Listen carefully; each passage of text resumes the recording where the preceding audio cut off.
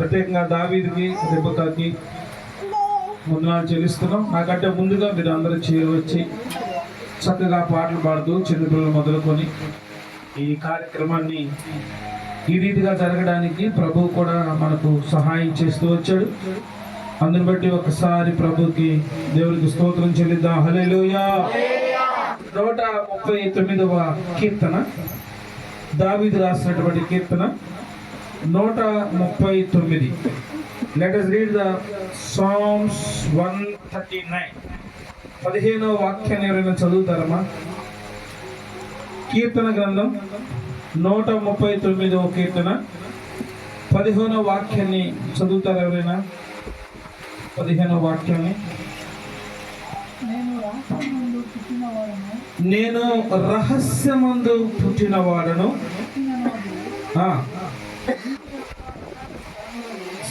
నేను రహస్యమందు పుట్టిన నాడు భూమి యొక్క అగాధ స్థలములో విచిత్రముగా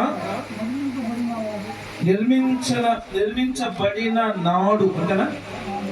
ఓకే. నాడు నాకు కలిగిన ఎముకలను నీకు మరుగై ఉండలేదు. 16 వచనం చూద్దామా? నేను పిండమునై నుండగా నీ కన్నులు నన్ను చూచెను. నియమింపబడిన దినములలో ఒకటైను కాకమునిపే నా దినములనియు నీ గ్రంథములో లిఖితములాయెను. ప్రార్థన చేసుకుంటాం. మమ్మల్ని మిక్కిలిగా ప్రేమించిన మా తండ్రి, మీ పాదములకు వందనాలు, స్తోత్రాలు చెల్లిస్తున్నాం దేవా. ఇదిగో ఈ రాత్రికాల సమయంలో నైనా ఈ ప్రార్థనా పరిచర్లు చేరి మిమ్మల్ని ఆరాధించి స్తుతించి గణపరచడానికి ప్రభువా మీరు ఇచ్చిన ఈ అవకాశాన్ని బట్టి స్తోత్రం. మీకు వందనాలు చెల్లిస్తూ మీరు మాతో మాట్లాడి నైనా కనిపించకుండా పనిచేస్తున్న ప్రతి దురాత్మ శక్తులన్నీ యేసు నామములో లయపరచండి. మీరు మాతో మాట్లాడి సహాయం చేయమని యేసుక్రీస్తు పరిశుద్ధ నామములో ప్రార్థిస్తున్నాము తండ్రి. ఆమేన్. హల్లెలూయా, హల్లెలూయా. దావీదు రాసిన ఈ కీర్తన మనం ధ్యానం చేసుకున్నప్పుడు దావీదు అంటాడు, నేను రహస్యమందు పుట్టిన నాడు నా భూమి యొక్క అగాధ స్థలములో విచిత్రముగా నిర్మించబడిన నాడు నాకు కలిగిన ఎముకల్లో నీకు మరుగై ఉండలేదు. హల్లెలూయా. ఎలా పుట్టాడంటే రహస్యమందు పుట్టినాడు, నా యొక్క అగాధ స్థలములలో విచిత్రముగా నిలిపబడిన నాడు. తల్లి గర్భంలో పిండంగా ఉన్నప్పుడు బిడ్డ అదొక విచిత్రం. విచిత్రం అంటే ఏంటి? విచిత్రం అంటే ఏంటి? విచిత్రం అంటే ఏంటి? నేను ఒకవేళ రాత్రి ఇక్కడ పడుకున్నాను అనుకోండి, అందరూ ఇక్కడ పడుకున్నాం అనుకోండి, ఉదయం లేసేలాక ఎక్కడ ఉంటాం మనం? చెప్పాలి, ఎక్కడ ఉంటాం? 7 పడుకున్నాము, ఎక్కడ ఉంటాం? ఉదయం లేసేలాకే ఇక్కడే ఉంటాం. అది విచిత్రం ఏం కాదు. ఫ్యాక్టరీలో పడుకున్నాం అనుకో, నువ్వు ఒక్కడవే, ఎట్టుంటది? ఎట్టుంటది? దావీదు 7 పడుకున్నావు నువ్వు రాత్రి, తెల్లారు లేసేలాగా ఫ్యాక్టరీలో ఉన్నావు, ఎవరు లేరు నీ పక్కన. ఏది నా భార్య, ఏది నా సుతుడు, నేను ఏకాకినా అంటున్నావు, ఒక్కడే ఉన్నావు. అదేంటది? అది విచిత్రం. అంటే మనకు ఊహకు మించిన ఏదైనా కార్యాలు జరిగితే దాన్ని విచిత్రం అంటాడు. దావీదు అంటాడు, రహస్యమందు నేను నిర్మించబడినప్పుడు నేను ఒక విచిత్రము, నా పుట్టుకే ఒక విచిత్రం. నా తల్లి గర్భంలో పిండంగా ఉన్నప్పుడే, నా తల్లి గర్భంలో పిండంగా ఉండగా నీ కన్ను నన్ను చూచెను. అంటే మనిషి యొక్క జీవితం ఒక విచిత్రం. లోపల బిడ్డ గర్భంగా ఏర్పడటం ఒక విచిత్రం. తల్లి గర్భంలో పుట్టినది మొదలైనప్పటి నుంచి, ఆ ఎగ్ ఫామ్ అయినప్పటి నుంచి 9 నెలల వరకు ఆ బిడ్డ ఎదిగిన విధానంగా మీరు చూస్తే ఆశ్చర్యపోతారు. ఎలా ఎదుగుతున్నాడో కానీ చూస్తే అసలు మీ కన్నులో అదొక విచిత్రం. అది ప్రపంచంలో 8వ వింత అవుతుంది మీరు కానీ చూడగలిగితే. కాబట్టి దేవుడు ఒక మనిషిని ఎంత విచిత్రంగా సృష్టిస్తున్నాడో చూడండి.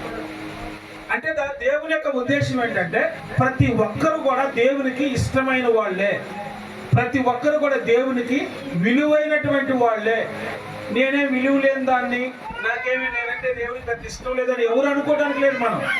ఇక్కడ మనందరం చూడండి, ఇంతమంది ఉన్నాం కదా, ఒకరు ఫేస్ వేరు, ఒక్కో ఫేస్ వేరు. ఈ ప్రపంచంలో 800 కోట్ల మంది ఉన్నారు దాదాపు జనాలు. వీళ్ళందరిలో వారు ఫేస్ ఒకరొకరు వేరు. ఒకవేళ కమల పిల్లలైనా కూడా వాళ్ళ అభిరుచులు వేరుగా ఉంటాయి, వాళ్ళ ఆలోచన విధానం వేరుగా ఉంటుంది. వాళ్ళ తంబు ఇంప్రెషన్ వేరే, అంతా ఒకటేనా? అందరూ ఒకటేనా? వాళ్ళ కళ్ళు ఐరిష్. అందుకని మీకు ఆధార్ కార్డు ఉన్నప్పుడు కళ్ళు చేస్తారు, తంబ పెడతారు. ఎందుకని? ఎవరు పెన్షన్ ఎవరు తీసుకుంటున్నారు, ఎవరు టెన్షన్ చేస్తారని ఒకరి పెన్షన్ ఒకరు తీసుకొని టెన్షన్ చేయకుండా ఉండడం కోసం ఇవి ఏలు ముద్రలు పెడతారు. అంటే దేవుడు మనిషిని ఎంత జాగ్రత్తగా సృష్టించాడో అర్థం చేసుకోండి. అంటే ప్రతి ఒక్కరూ దేవునికి విలువైనటువంటి వాళ్ళే, ప్రతి ఒక్కరూ దేవునికి ఒక ప్రత్యేకమైనటువంటి వ్యక్తులే. దేవుడు మన ద్వారా ఎన్నో ఆశ్చర్యమైన కార్యాలు చేయాలనే ఉద్దేశంతో నిన్ను నన్ను ఆయన ఒక ప్రత్యేకంగా సృష్టించాడు. ప్రియ దేవుని బిడ్డలారా, మనము దేవుని యొక్క పోలిక. చెప్పండి, ఎవరి పోలిక? మనం దేవుని పోలికలో మనం సృష్టించాడు. ఈ బిడ్డ పుట్టంగానే ఎలా పోలికలు వచ్చింది? వాళ్ళ అమ్మ పోలికో, వాళ్ళ నాన్న పోలికో, లేదా వాళ్ళ బంధువుల పోలికలో వచ్చింది. దేవుడు కూడా మనల్ని ఆయన పోలికలో సృష్టించుకున్నాడు. ఉద్దేశం ఏంటంటే దేవుడు మనల్ని ఎంతగా ప్రేమిస్తున్నాడు అనడానికి అది ఒక సాదృశ్యం. ఆయన పోలికలాగానే చేసుకున్నాడు. ఆయన ఎలా ఉన్నాడు అలాగే చేసుకుంటా వచ్చాడు. అందుకనే దావీదు అంటాడు, తల్లి గర్భంలో నేను పిండంగా ఉండగానే నువ్వు నన్ను చూశావు. కాబట్టి ప్రతి ఒక్కరిని కూడా దేవుడు చూచాడు. దేవుడు తన స్వహస్తాలతో తయారు చేసి మన నాసికారంధ్రంలో ఆయన జీవవాయు ఊదగా మనందరమే జీవాత్మ ధరించుకున్నాం. ఈ లోకంలో చాలా జంతువులు ఉన్నాయి, చాలా పక్షులు ఉన్నాయి. వాటి ఎవ్వరికి లేనటువంటి ఆధిక్యతని దేవుడు మనకిచ్చాడు. వాటి ఎవరికి లేవు అంత ఆధిక్యత లేదు. మనకే ఎందుకు ఇచ్చాడంటే దేవుడు నిన్ను ప్రత్యేకంగా సృష్టించుకున్నాడు. You are the very special. మనం ఎవరమంట? ఒక స్పెషల్ అన్నమాట దేవునికి మనందరం ఒక్కొక్క స్పెషల్. కాబట్టి దేవుని ఉద్దేశాల ప్రకారంగా జీవించాలని దేవుడు మనల్ని సృష్టించుకున్నాడు. వరకు తండ్రి పాటల యందు వాక్యమందు ప్రభు మాతో ఉన్నందుకు నీకు వందనాలు ప్రభు. ఇదిగో తండ్రి, ముఖ్యంగా ప్రభు అదిగో తండ్రి దావీదుని ప్రభు రిబకాని ప్రభు తండ్రి వరకు ఇచ్చిన ఇద్దరు బిడ్డలను బట్టి స్తోత్రాలు ప్రభు. కుటుంబాన్ని దీవించి ఆశీర్వదించు ప్రభు. నాయన ఇదిగో తండ్రి చేరువచ్చిన ప్రతి ఒక్క బిడ్డను ప్రభుత్వ చేతులకు అప్పగిస్తున్నాం. మా పితరులు ఎలాగ జీవిస్తూ వచ్చారు ప్రభా, మాకు తెలియపరుస్తూ వచ్చారు నాయన.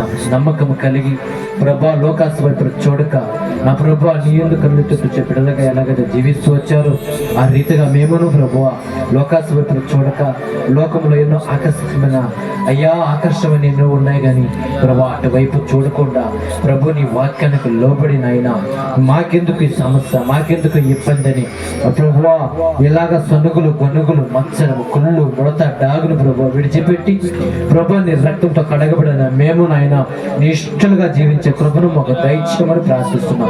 యేసయ్యా నీకే వందనాలు స్తోత్రాలు ప్రభువా. ఇదిగో తండ్రి ప్రభా పాలన బట్టి స్తోత్రాలు ప్రభువా. ఆ బిడ్డ నా తండ్రి ఇంతవరకు నా ప్రభు నీ కృప చూపుతూ వచ్చాడు.